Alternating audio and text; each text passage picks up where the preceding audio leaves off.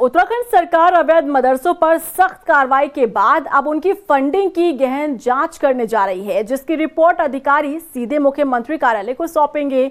लेकिन फंडिंग की बात से जहां मुस्लिम समुदाय नाराज है, तो वहीं विपक्ष भी इस पर सवाल उठा रहा है। क्या ये पूरा मामला, देखिए इस रिपोर्ट में। बीते एक महीने से उत्तराखंड में अवैध मदरसों के खिलाफ बड़े स्तर पर कार्रवाई की जा रही है।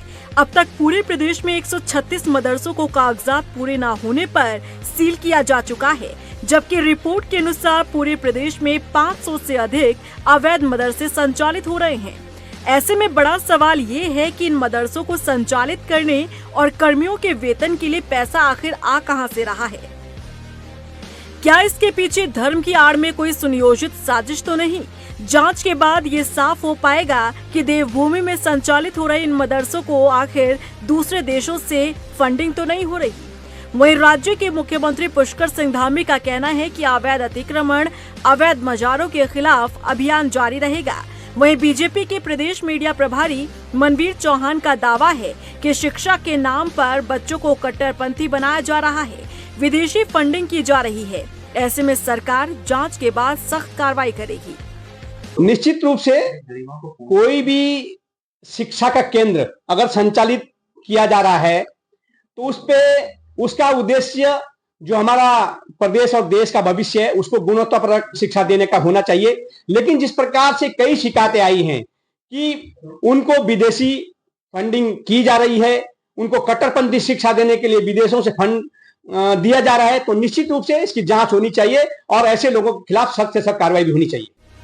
बता दें कि राज्य में करीब 450 पंजीकृत मदरसे हैं, जो शासन को अपने दस्तावेज, बैंक खाते और आय व्यय का पूरा ब्यौरा देते हैं।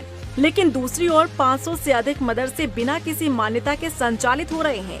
इन मदरसों में पढ़ने वाले बच्चों का सत्यापन और आर्थिक स्रोतों की जांच के लिए शासन ने जिला प्रशासन को सख्त निर्देश जारी किए हैं। वहीं देहरादून जिला प्रशासन की टीम ने सहसपुर के एक बड़े मदरसे को अवैध निर्माण मामले में पूर्व में दिए नोटिस के बाद सील कर दिया है। पिछले हफ्ते इसकी शिकायत प्राप्त हुई थी कि एक द्वितीय तल का निर्माण किया गया है, जिसका नक्शा पास नहीं है। उसी क्रम में लास्ट वीक हमारी टीम यहाँ पर आई थी और पूछताछ में पाया गया कि नक्शा स्वीकृत नहीं है। तो फिर उपजिलाधिकारी महोदय ने सुनवाई करके इसमें सीलिंग के आदेश किए थे, जिसके अनुपालन में यहाँ सीलिंग की कार्रवाई की गई, जो सेकंड फ्लोर सेक्शन है। एक और जहां धामी सरकार का अवैध मदरसों पर एक्शन जारी है, तो वहीं दूसरी ओर मुफ्ती ने नाराजगी जाहिर की है। देखो, मदरसों में कुरान अजीम की तालीम होती है, हदीस की तालीम होती है। मदरसों में दो तरह के बच्चे होते हैं। उसमें 70% बच्चे शहरों में, खासतौर पर उत्तराखंड में ऐसे बच्चे जो अदर स्कूलों के बच्चे हैं। 30% ही बच्चे ऐसे हैं जो सिर्फ हमारे पास कुरान अजीम की तालीम लेते हैं। वो भी ये बच्चे 10-12 साल की उम्र तक के होते हैं। उसके बाद अगले स्कूलों में और अगले बड़े इंस्टीट्यूशन में चले जाते हैं। तालीम की तो ये बात रही। रहा फंड का मामला, फंड हमारे यहाँ इस्लाम में कुरान अजीम और हदीस के तहत हर मुसलमान के लिए अपनी कमाई में से 2.5% देना जरूर वाजिब है। जितने बाप मदरसों में बच्चे हैं, 80% बच्चे गरीब हैं, वो स्कूलों में नहीं जा सकते, बड़े मदरसों में नहीं जा सकते, वो पैसे खर्च नहीं कर सकते। इसका मतलब आपने, अधिकारियों ने, सरकार ने उन बच्चों के भविष्य को अब जो अंधेरे में डाल दिया।